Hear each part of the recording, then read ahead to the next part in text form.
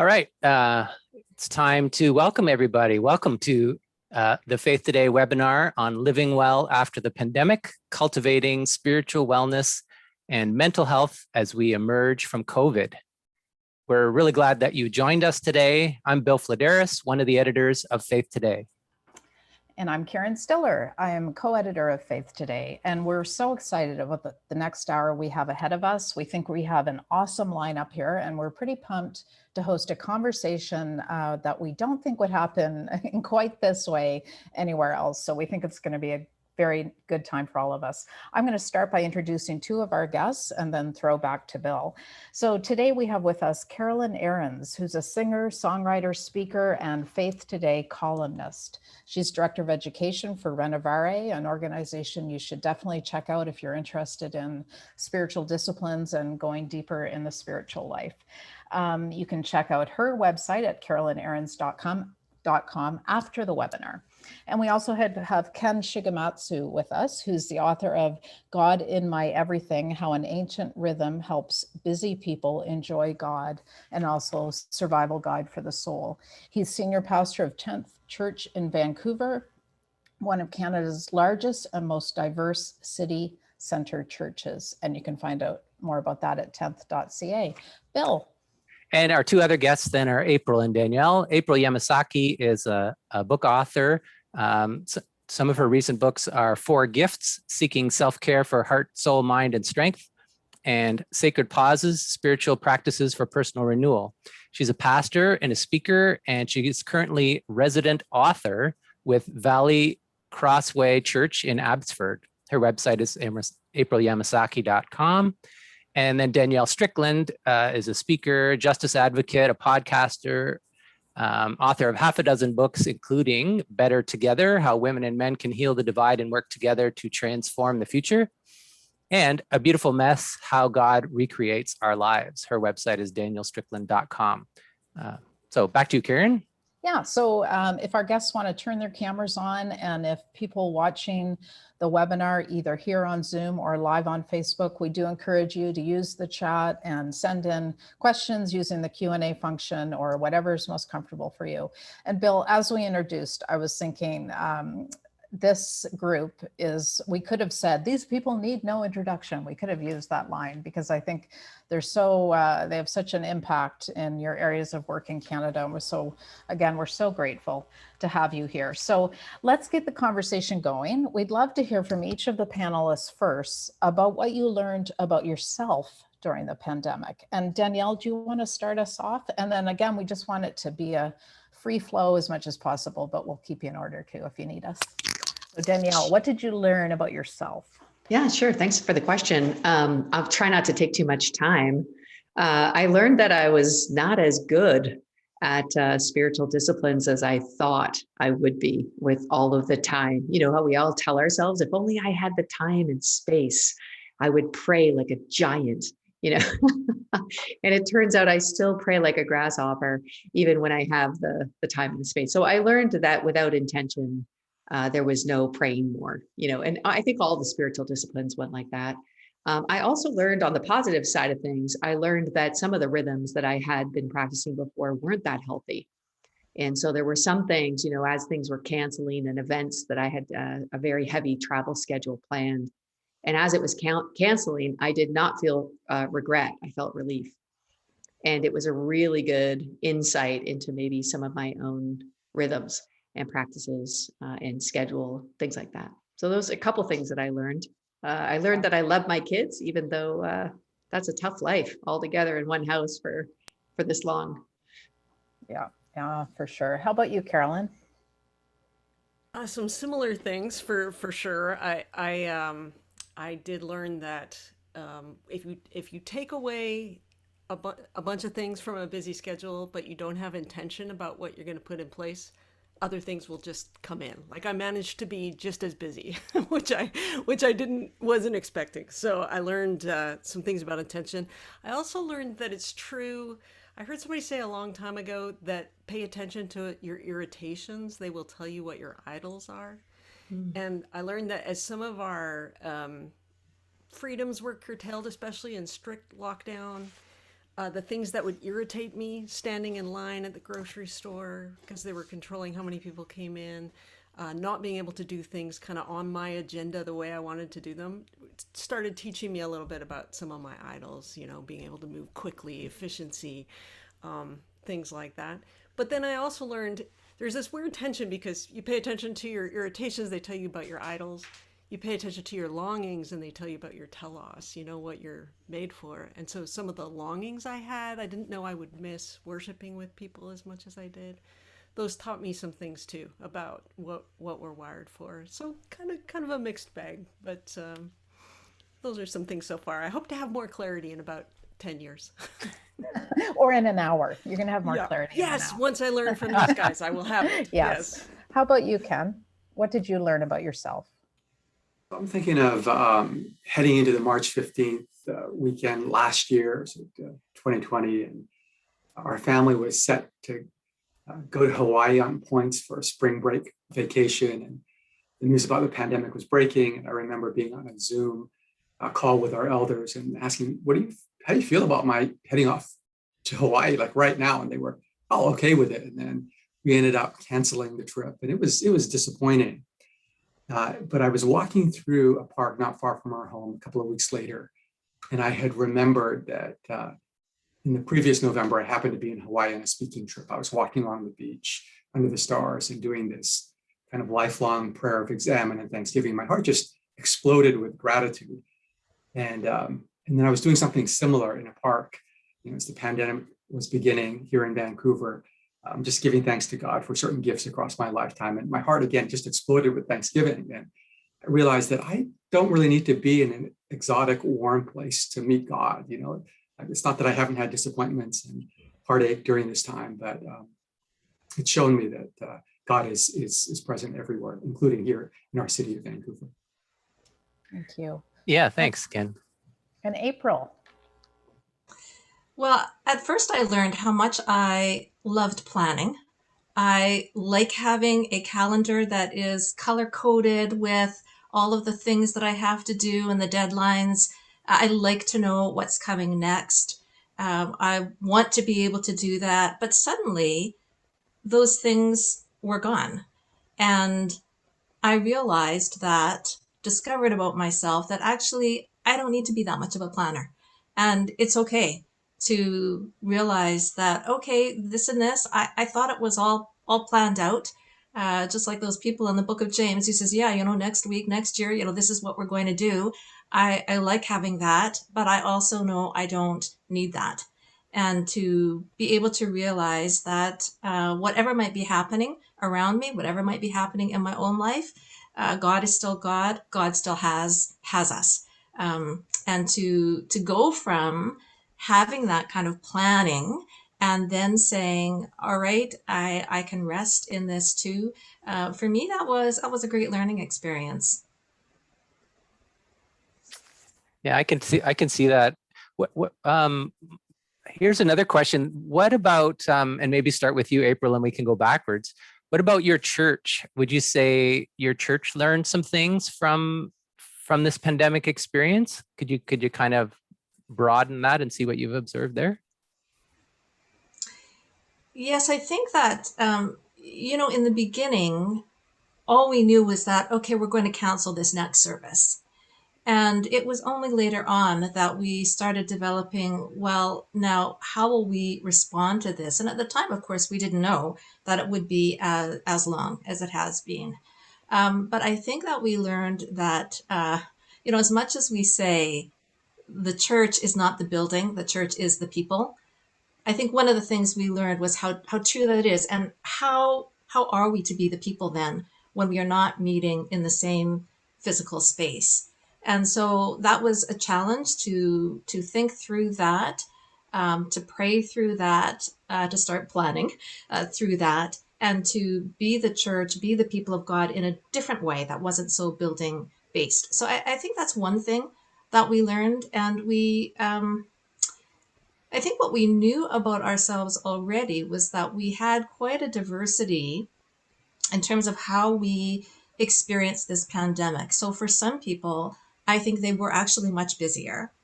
And Some maybe felt a little bit crowded at home and so on, but others really dealt with isolation.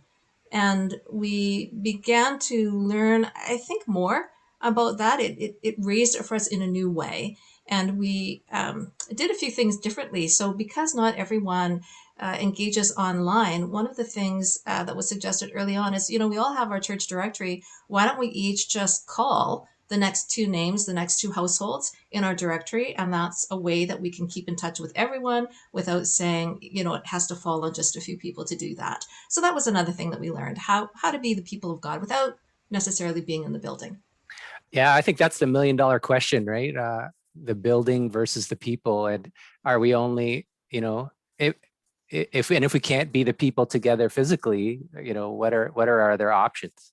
What would you say, Ken, in your church? Would you say your church learned some things, or how did you deal with that? Yeah, Bill. So, like Carolyn, I'm noticing that a lot of people are missing in-person worship. I live in the neighborhood of the church that I pastor, and so I'm running through the neighborhood, and people will say, "Hey, when is the church going to open?" So I think there's a yearning for that. But as April was saying, we've also been connecting more, probably one-on-one or in small groups through phone calls, through Zoom calls, by dropping off groceries for seniors, toilet paper early in the pandemic, helping people get connected to Zoom. And so there's been probably more smaller group, intimate connections, a lot of it, of course, mediated by technology that we've ever had before. And so I think this is really the heart, ideally, of the church, not big gatherings, but more intimate connection. Yeah, the community stuff. Over to you, Carolyn. What's your church's situation in terms of thinking this stuff through or acting it through? Yeah, it's been an interesting season at our church because our longtime pastor retired in December of 2019, and then we had sort of a transition time, and so I believe our new pastor was hired like the week that things shut down. So I have really felt for him. I mean, what a challenge, right? To head up a new church. He's done a great job. The last time I talked to him, he said it was getting fatiguing. Like it's a huge challenge. It's one thing if you've already got those relationships.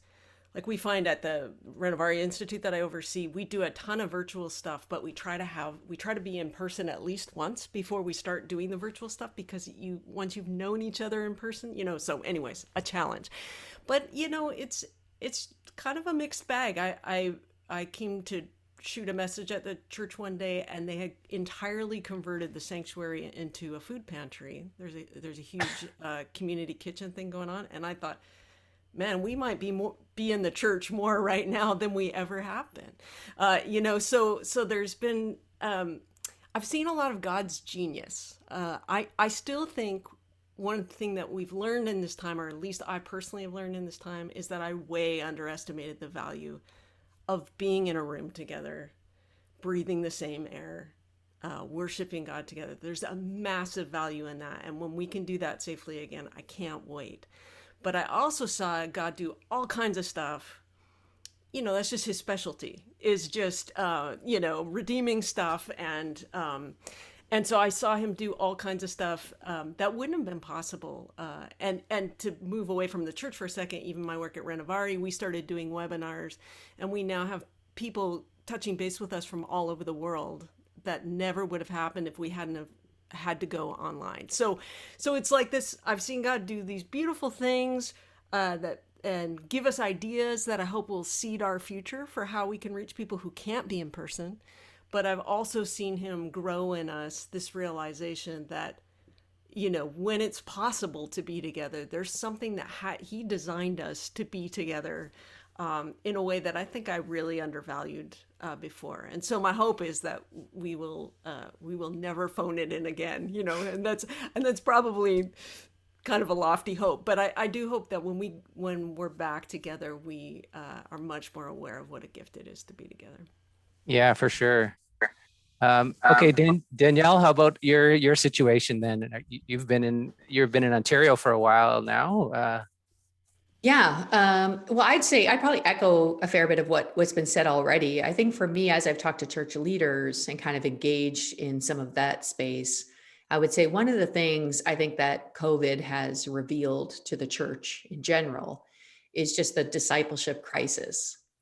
Like, how do I be the church in my neighborhood? How do I serve? And when you restrict, the sort of the pastoral centralized model, which is what's happened, right? We've restricted this idea of like, well, bring them to church with you. And then let the pastor teach them about Jesus, or let the pastor pray for them, or like that kind of thing. It's sort of forced people to reckon with, whoa, like, how do I pray for somebody? How do I bring up Jesus? Like, how do I pastorally, how do I serve? Which I think has been a wonderful invitation by God to the church at the season. I really think this is, you can see, like Carolyn said, just sort of this God design. But also, I think it's been a glaring need where we just realized like this centralized sort of spectator model of church is actually not going to create robust disciples. So there has got to be a way of prioritizing discipleship as a way of being the church. And I think if there is like an awakening aha moment or thing that this crisis has given the church, I think that might be it for me. Yeah. It's a lot of change, a lot of new life, and a lot of, whenever there's new life, I suppose there's things that we have to let go too, right? I just want to encourage people to use the chat and share your thoughts and your feelings and your observations. That's always so interesting for everybody, and it's just so rich. One of you, and I can't remember who now, but I would just love to have you comment, even briefly, because not everyone watching this is a pastor, but we have heard about a lot of very weary church leaders. And even I've heard anecdotally, pastors saying, that's it, I'm done. This has been too much work and I'm tired, or hastening retirement or whatever. Can you all just speak to that? Just open it up and, let's get messy about pastors here for a minute. What are you hearing? And is that a thing?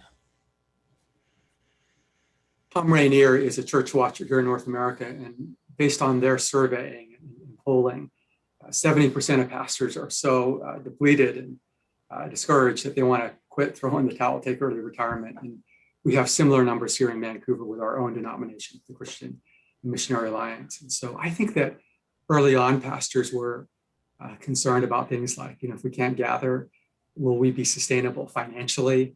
That was a concern. Preaching into a camera, you're not getting the same responses. On a Zoom call, as helpful as it is, you're not getting the same oxytocin lift that you get when you meet with someone in person. So it's fatiguing. And so, pastors and Christian leaders are pretty tired right now. I know that for some that I've spoken with, some went into the pandemic already being tired. And it just highlighted for me how the pandemic, intensified that. But even without the pandemic, ministry is demanding. And we somehow need to find ways to encourage one another and care for ourselves before we get to that crisis point where we're so depleted that we can hardly help ourselves or hardly help other people. And so I've been thinking a lot about that for my own ministry and for others. How do we find ways to care for ourselves while we're also caring for other people? And can we do that? I think of Jesus' great command to love God and to love our neighbor as ourselves. And, we are part of that too. And that gives me some encouragement that for all the weariness, for all our self-care strategies that sometimes fail, God is caring for us. And I pray for the pastors and leaders of churches as they continue to work in very difficult circumstances. Ask you, Ken, as a pastor, if we're thinking about the pastor in our church, what could we do? What would be the most helpful thing we could do for our pastor? Yeah, it may sound really basic, but I was on a mentoring call on Friday with a rheumatologist in our community, and he was just asking questions that made it clear, about ethical issues, raising his kids, that he really wants to seek God in the midst of all this. And so, to engage in your relationship with God wholeheartedly, as Danielle was saying, to become a robust disciple. And, pastor in your own neighborhood or wherever you are. That brings, I think, pastors more joy than anything else, to see that we are following Christ together.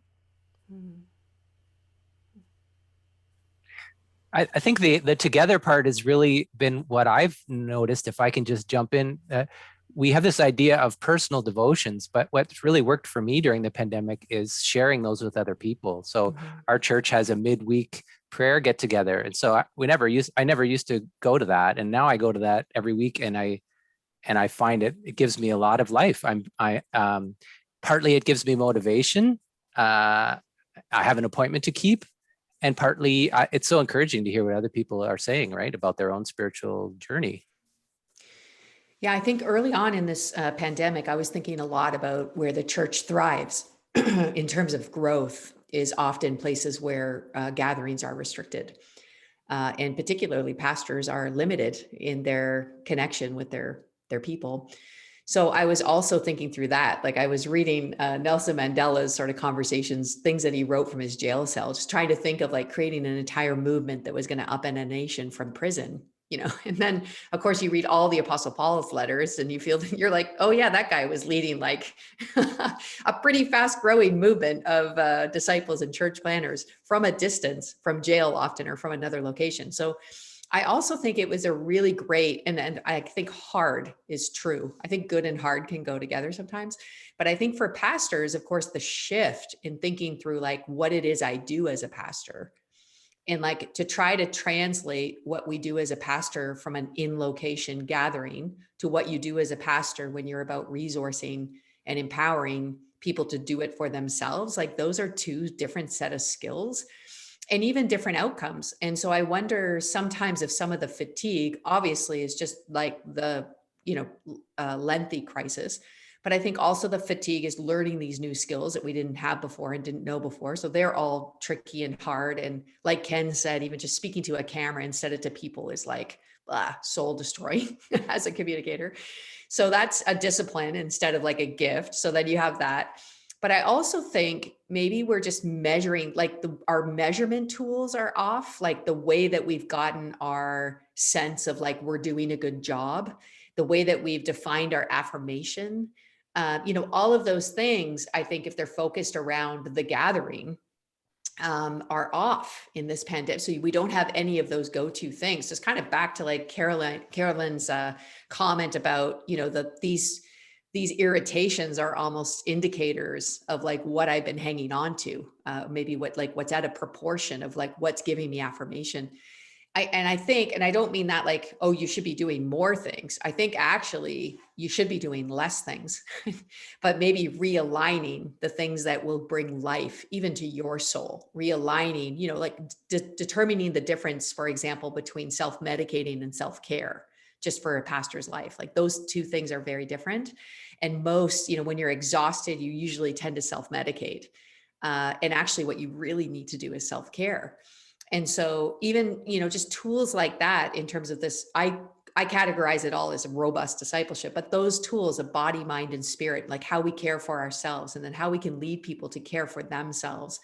I feel like unless you're willing to let go of some of the old measurements and old goals, even of what you were trying to do as a centralized in-person gathering, and you embrace a new way of leading and a new way of doing things, it's going to be exhausting trying to hold those both together.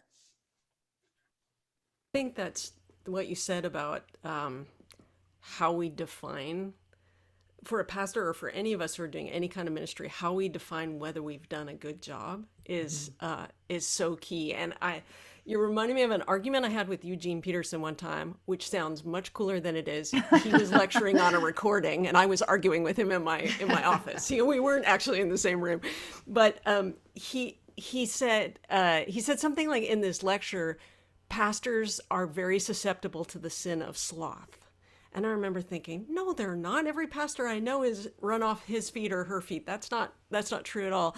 And then he went on and he said, sloth is most evidenced as busyness, as running around, being too frantic, trying to be everything to everyone, and then having no time to listen or pray. So he was talking about spiritual sloth. And he was saying that the pastor's primary job is to help his or her people be attentive to God, discipleship. And that if the pastor isn't doing that himself or herself, he's actually being slothful or she's being slothful in his job. But then when we think about how we would do a pastor's job evaluation, we're not often saying, are they helping the people in their care be attentive to God, and are they being attentive to God themselves? So like maybe this kind of repositioning of what it means even to be a pastor is this invitation to kind of redefine how does the pastor know when he or she has done a good job?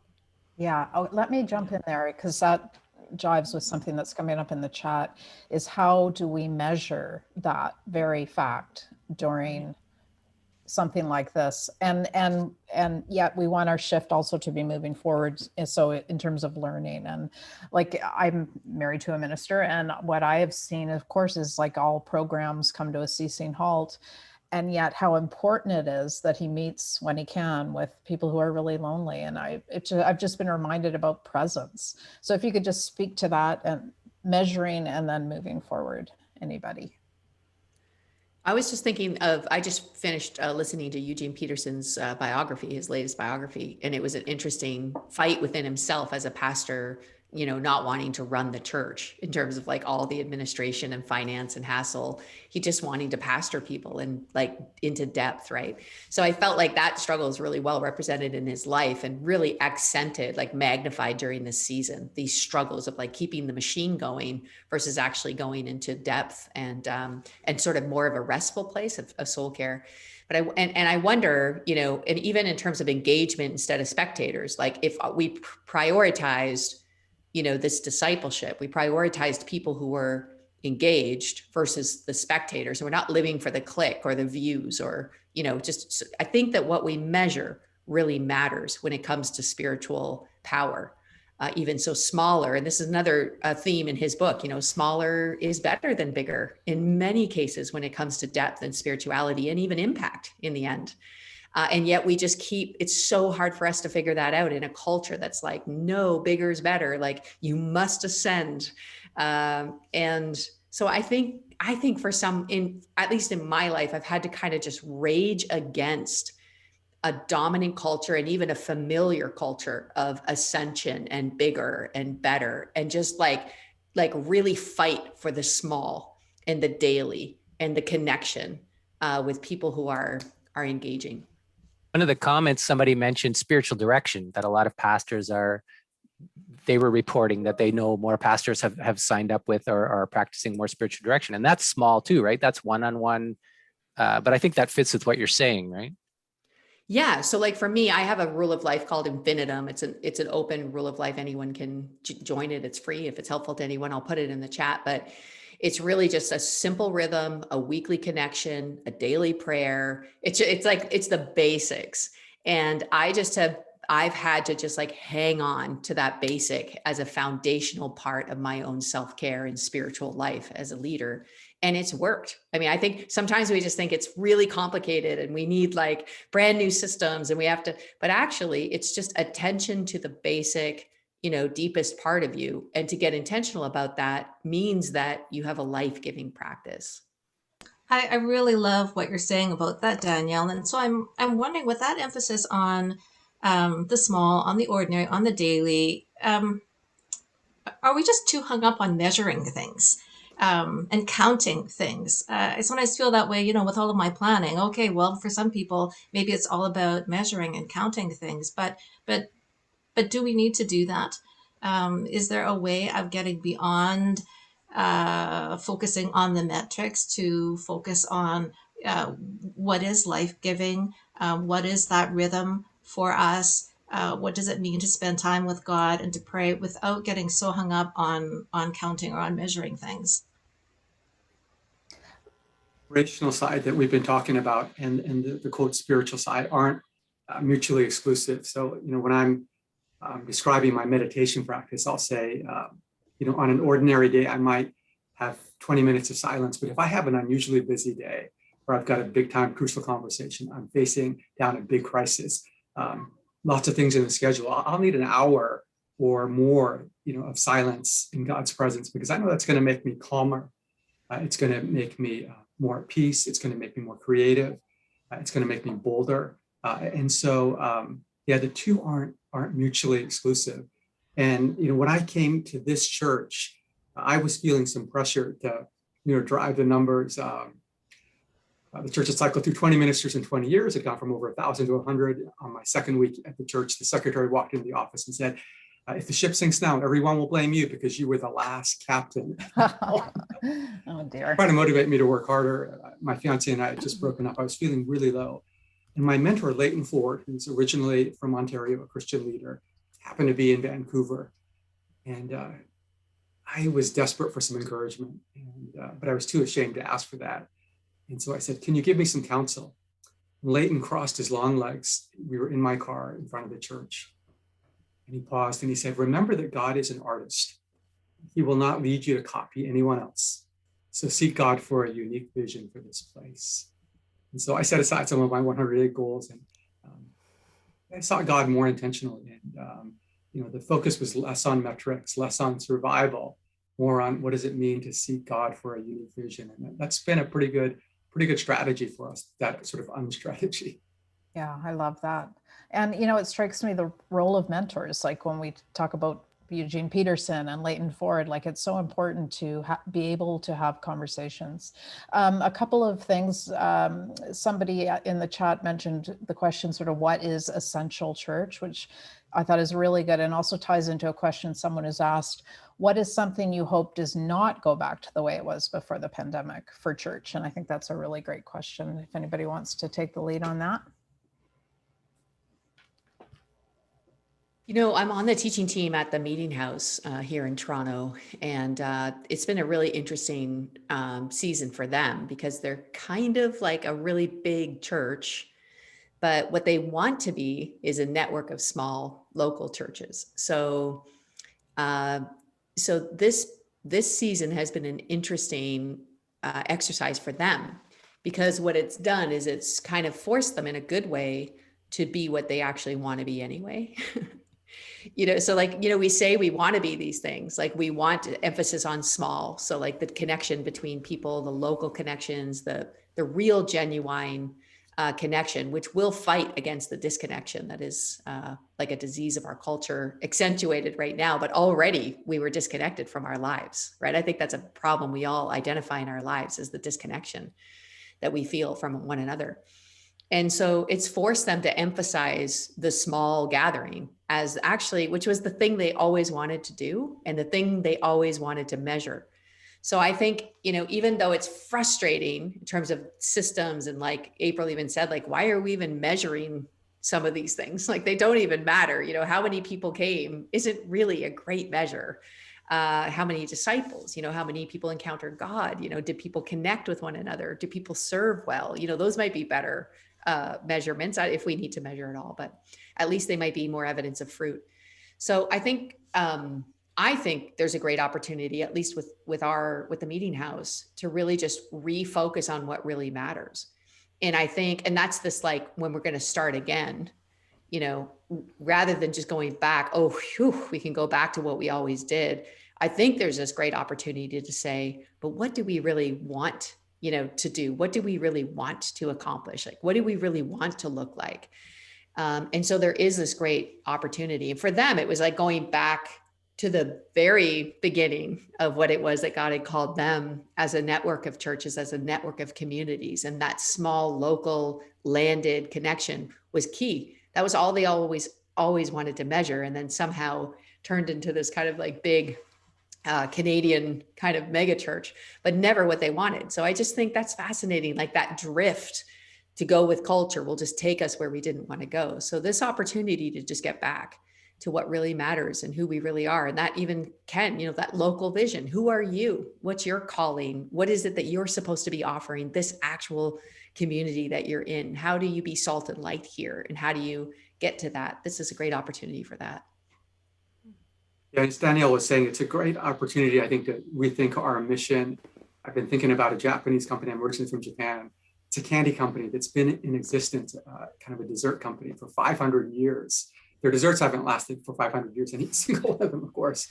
They're wondering, what is their mission, during the pandemic? They've been through their vicissitudes, and this is a good time to reflect on our purpose. And I feel, very simply that the essence of what we're seeking to do is to point people to Christ, to facilitate a direct, spiritual, even mystical encounter with Christ, whether it's one-on-one, small group, medium-sized group, through service to each other. That's why we exist, I think. I hope that we can find new ways of reaching out. I think for us and for other churches, that movement to be online more, for some that has opened up so there are more people engaging. But I've noticed and have talked to others who have felt that the online space is too difficult to manage. So I know several people who've moved geographically, changed their location in the last year and a half. And they said, the churches in my area, they're meeting online. I've kind of checked them out, but I can't do that. I have to actually wait until churches are meeting in person before I can do that. I know for some who are busy online all week in their job, they actually don't want to do Zoom or live streaming on Sunday for their worship life too. And so I think there are people who have been part of the church, very engaged in the church, and who are trying to be disciples where they are, but finding difficulty connecting with a church community, connecting with other disciples. So I hope that we can do better as we move forward in learning how to reach out to people, both those who may be new to Christian faith and for those who have maybe felt like they've been drifting a little bit during this time. And so that's one thing I think, the movement to be online and the movement to phone one another, that's all great for reaching out to one another who's already here. But how do we think more broadly about who is not already here as part of the church or any church, and how do we reach out as we move forward? I think that connects very much to, why are we here? So I appreciate that. Yeah, April, I was thinking about that the other day because I was reading like just the Canadian stats and even next gen stats around, loneliness, anxiety, and depression being like off the charts in terms of need, and that connectedness, and that like, who knows how to connect and gather like the church in every local community. I was just thinking like, what a great way to serve our community right now, to actually connect each other again in some meaningful way. I just thought, what a beautiful opportunity for the church to just say, maybe we could serve here and help you connect to other people to really combat this anxiety crisis. I mean, the question, what is essential church? Dallas Willard used to have just this little 2-sentence expression. The church is for discipleship. Back to what you were saying earlier, Danielle. Discipleship is for the world. So the church, in whatever configuration, in a pandemic, not in a pandemic, in what it looks like in your city with your demographics, what it looks like in somebody else's city and someone else's demographic, is it making disciples? Is it making people who are deeply in love with Jesus and reordering their lives to deepen their friendship with him, become more like him? And then, is that serving the world? We've been hinting at that too. Is that somehow turning into feeding the poor, setting the captive free, helping people connect, finding the widow, finding the lonely, finding the elderly? So in one sense, I like that because it can take so many different forms. But is the church making disciples, and are the disciples loving the world, serving the world? Having said that, though, I'm still bullish on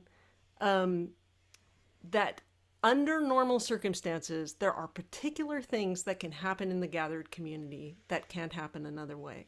And there's this idea of spiritual communion. When you can't take actual communion, you can take spiritual communion. And I think the pandemic has been an opportunity for us to live into that. Of course, God can overcome any limitation. We can encounter him not in the normal ways. But I do think James K. Smith has this book, You Are What You Love, where he argues that constantly the world is forming us by certain liturgies that are taking place in the world. Consumerism, ascension, popularity, all these things we've been talking about.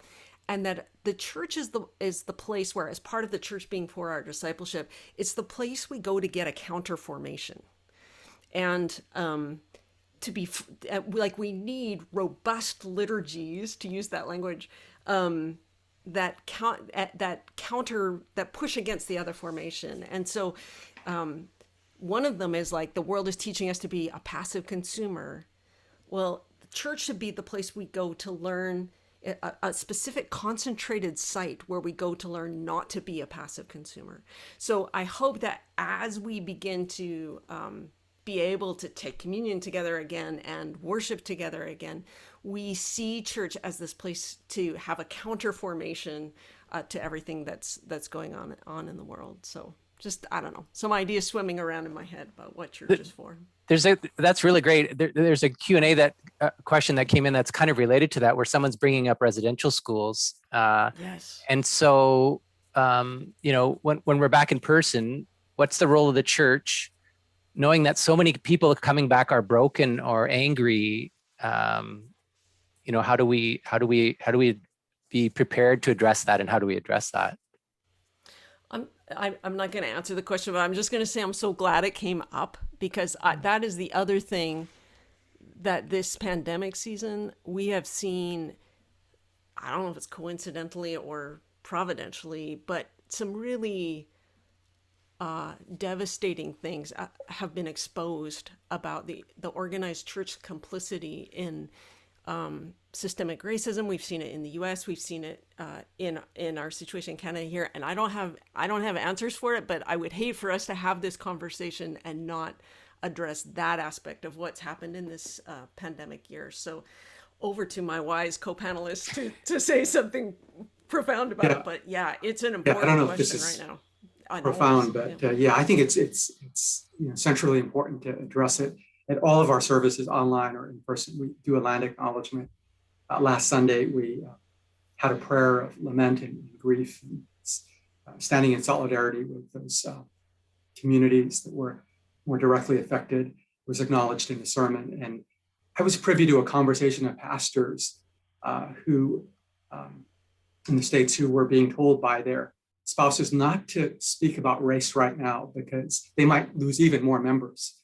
And so I don't think this is the time to be cautious, but this is the time to be a prophetic, conciliatory, reconciling presence. And this fall, I don't know exactly when, but we'll do 4 weeks on the gospel and race and reconciliation. So this is a moment to stand into this. Yeah, I would agree about that this is a moment. This exposure is from the Lord. For sure, in terms of trying to have a really good look at what sin costs us and what sin does, not only costing the lives of children and, a whole people group, but also the cost of the witness of the church, right? Like our behavior and how we treat people matters for generations to come. So I think there's like a lot of lamenting and reorganizing and rediscovery in this season. Like we cannot miss it, like church leaders, like we cannot divorce our spirituality and our robust discipleship from actual justice and goodness. And I would say that, again, this is like where a local church, and I don't know if you've had this happen, but I've had this happen where this issue will come up like the church is like this. And then everybody within the church that I'm part of will be like, but not at this church, but not this church. We're not like that. And they can see that we're not like that. Like this church serves the poor. Like this church has racial, representation. This church is like apologizing when they need to. Like this church is humble and authentic and trying to serve here. So I think rather than just think about it as this like big problem that blights the whole church, I think, again, there's this great opportunity to say, what about your church? Like, what if your church was the counter to this big church that causes all these terrible problems in the world? So we still say, yes, we're part of this church and this systemic colonial conquest history of ours that we have to repent of all the time and remind ourselves of, lest we slip back into those modes. But this church, this is what we've done. Like, this is what we've changed. This is how we address this, not just in a public apology, but in the way that we actually do our church. I think that's needed. And I think people do have the capacity to come in and say, I'm angry with the church. And then also say, oh, I love how this church is doing church right now. So And I agree that we need to recognize this is a moment, and we do need to face this. We need to address it. We need to be lamenting. We need to be listening. We need to be moving forward. But at the same time, it's long overdue. People have been in the Indigenous community, have been speaking about these things, have been lifting up these things, and people haven't been listening adequately. And so it's past due for us to be listening adequately. And rather than kind of, all right, now we've heard it, now we're going to do something, now we're going to get going, to also realize that part of the lament is we haven't been hearing, and we should have been doing something long ago already. And so how do we bring that confession into it? Because as much as we would like to say it is the church, but it's not us, actually, it is us. It has been us all along. And we need to face that part of it also in a way that honors the losses and the suffering that has happened, and that also understands that history, our complicity, and also the opportunity that we have then to be agents of healing and to go forward in a different way. And can we do that? So it's a great opportunity for the church, but also one that's long overdue. And we also need to recognize that and to confess that as we move forward. And we need to help each other, right? Like, not all of us know the history well. So there's self-education, but there's also the church body can pull together, and we can teach each other. We can learn from each other, right? And so we need each other to become aware of these justice needs, and also to become aware of our own history, even and the church's history, right? So the church, as church members, we need each other to be able to do that. It's not just I'm going to go and do my individual thing, right? Yeah, actually, even as April was talking, I was thinking about what even the posture of, okay, we're going to fix it now, to we don't even know how to fix it now, but we're going to sure need some help, right? So even that, like going from like, we're just going to serve by doing things, whatever way that we do things, to we're going to serve by holding this tension and this posture shift from one of like conquest and I've got to fix this, to one of like, help us. We need your help, even to our communities, and particularly to communities that have been affected most powerfully by racist, systemic church conquest stuff. That's what I was going to say too. If I really hope we will find people from the affected communities and elevate their voices and listen. Yeah, I think there's always a tendency to sort of come up with our perfect statement on the thing, and we need to listen and learn, and so yeah, I hope churches will be seeking out voices from the communities that we're talking about and listen.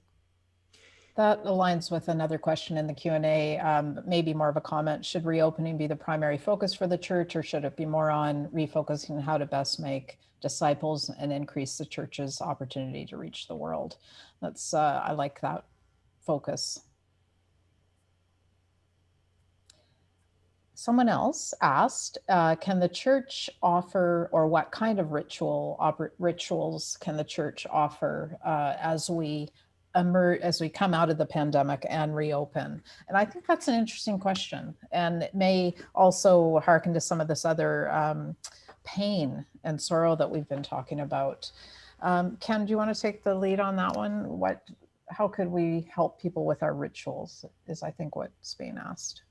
Yeah, Danielle talked about how the church can help connect people. I think that's a great point. But I think the church can also lead the way in helping people mourn. And so on our physical location here, we've set up a memorial with flowers and cross and some emblems from the Indigenous community for people to literally walk by the church, come by, express their grief for the loss of the 215 children in Kamloops. There was a tragic, violent death of a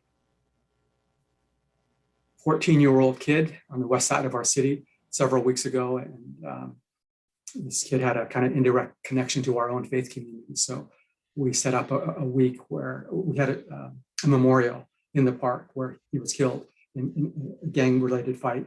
And then we had different people in our community hosting nights of prayer and a vigil each evening. So I think that we can create space for mourning and grief, along with celebration and Thanksgiving.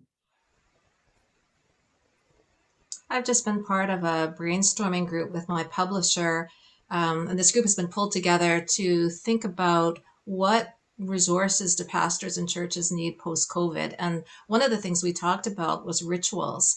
One of the challenges is that we're at very different places. So some churches are opening up very quickly, others will not be.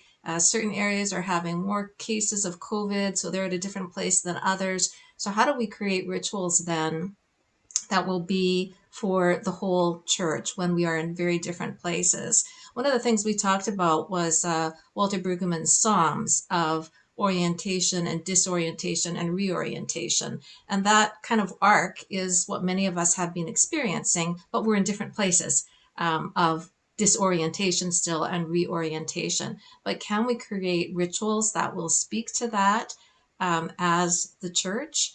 Can we also create rituals that will, when we think of the last year and a half, graduations have been missed, funerals have been missed, weddings have been missed.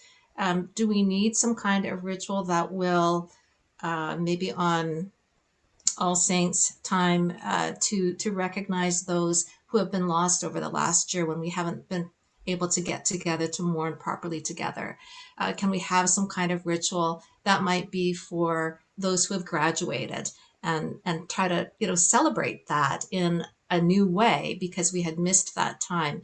So I think different rituals that we hope to create, I think of that as part of our gathered worship. And I love that idea, Ken, of having just a memorial outside where people can just walk by and people can be a part of that.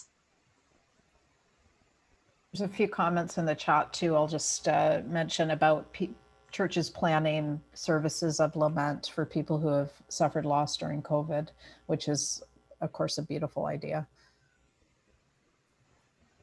Again, it's kind of taking this question from, I think, that original question of like, should the focus be on gathering again, or should it be on, some other things? And I think just naturally, this whole panel has suggested that the focus, I think, for the church at this hour is how do we serve, just how do we serve people who are broken? How do we serve people who are disconnected? How do we serve people who are suffering? How do we serve, these for this moment? And I think that might be the best question for a church, right? How do we serve Jesus, right? Like, how do we serve Jesus who came to serve? And that's just a beautiful posture. Even a church to assume the posture, a surrendered posture, to say, this is not about us grasping for what we should be and could be and want to be. This is about us surrendering to the lordship of Jesus, the sovereignty of his grace, and then assuming his posture in the world, which was to come and to seek and to save and to serve. And that, maybe that's the best question, and maybe that's the only measure ever required. Yeah, that's resonating for sure. And it's interesting. We started out talking about, what we learned, what we experienced during this time, how we measured it. And when I think about some of the anxiety that church leaders and pastors might be feeling, or that I overhear in conversations, it's worry about who, sometimes it's worry about numbers and who won't come back. Sort of the people who are on the fringe to begin with probably maybe have learned they can live without church, and maybe they won't be back. But this emphasis on serving and just kind of putting that in the back of our minds is so freeing, I would think. So helpful. And doing it on that small level that we talked about, right? So it has to be sustainable, and it has to be the sort of the one-on-one disciple to neighbor kind of thing, right? I mean, it doesn't have to be, but that I can imagine, I can see going forward and being maintained. Whereas, the sudden big effort that's done and over with doesn't really necessarily solve the problem. So we are nearing the end of our time together. The hour has flown by like we knew it probably would, but we wanted to ask and invite each of you to just give us some final words of encouragement or a blessing or just a final thought, however you want to handle it. I think it's been an incredibly rich and wisdom-filled time, and I'm leaving this time, I think, with lots to think about, but generally feeling pretty realigned and encouraged. So, April, would you like to begin and just kind of wrap us up with your final thoughts, and we'll go around? Well, last fall, my husband had a medical emergency, not directly related to COVID, but having a medical emergency in the middle of a pandemic definitely made it more difficult. So I was not allowed to go with him to the emergency room. I was not allowed to see him until day 8 of his hospital stay. And then it was a whole week before I could see him again. So, COVID definitely made that more complicated, but the medical emergency loomed much larger than COVID. And during that time of crisis, prayer came to me immediately: make haste to help him, O God. And it's an echo of Psalm 38, the last verse, but I didn't think about that at the time. I didn't choose those words. It was as if God had given me that prayer for that time, and it became my constant refrain through his hospital stay, which turned out to be 6 weeks, through his recovery at home, and even now as he's going through various treatments. And I still pray that: make haste to help him, O God. Make haste to help me, O God, as I support him through this. Make haste to help all those who are hurting through this time. And so for me, that is still a profound spiritual experience, and speaks to me of the enduring power of Scripture and of prayer, and that God is with us in whatever circumstance of life that we face. Beautiful. Ken? Yeah, I would say, as I mentioned early on, the schools may have been closed, the gyms, the swimming pools, and the restaurants for a time during the pandemic. But just remember that the doors to God's heart aren't closed. And we can't predict the future exactly, but we know that God is with us. And so, find a way to embrace the life and love that God has to offer for you, and then offer that to the world. Our very simple tagline here at 10th is with God, for others. And so drink in deeply the love God has for you, and then offer that to those around you. Oh, lovely. Carolyn? I kind of feel like an elastic band that's been pulled back, and things are about to open. And I don't know, for people who are ministry leaders on this call who are thinking, it's about to get crazy. For people like me that had a lot of delayed travel, that's now all going to hit all at once. We're kind of, I feel like we're about to be released out of the world. And I've been thinking about this story Henry Nouwen tells of meeting Mother Teresa and having all these complex priestly vocation things on his mind, stuff he was trying to work out in his job and in his role, and like pouring it out to Mother Teresa for about 20 minutes. And then her saying, spend an hour a day in adoration, try not to do anything you know is wrong, and you'll be fine.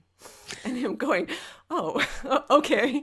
And I think that's maybe something, maybe it's not always an hour a day in adoration. Like Ken said, the busier we are, probably the longer it needs to be. But I would just urge myself and everyone listening to this, spend some time every day in adoration. Whether that's contemplative prayer, whether that's a walk in nature, talking with God, whatever, find a bit of time every day to spend in adoration. And it will help you so much with these complex things that are before you. And that's not to diminish that there's very hard decisions and strategic. We need all our wisdom. We need all our insight. We need all our resources and people who can consult. But just spend at least a little bit of time every day in adoration. Try not to do anything you know is wrong, and you're going to be all right. That is encouraging. Danielle? Yeah, I'll just leave you with 2 words: be loved. And this is a breath prayer that I use all the time, actually, all the time. And especially if you're struggling with any kind of anxiety or you're panicking at all, just breathe deeply. Breathe in, be, and then out, loved. Thank you. Wow, that is so good. I am so thankful. Bill, this has been so wonderful, hasn't it? Yeah, I was thrilled when people were able to make it fit their schedule, and I'm not disappointed. So thank you all for Yeah. making the time for us. That's super. Just awesome. And thank you to everyone who joined in from wherever you are on Facebook or at home or your office by Zoom. We have recorded it. We will post it again. You can share it. We would love for you to do that. This has been brought to you by Faith Today magazine, which is now free to Canadian subscribers. So you can sign up at faithtoday.ca and you will see some of these names in that magazine from time to time. So we're so grateful. Thank you.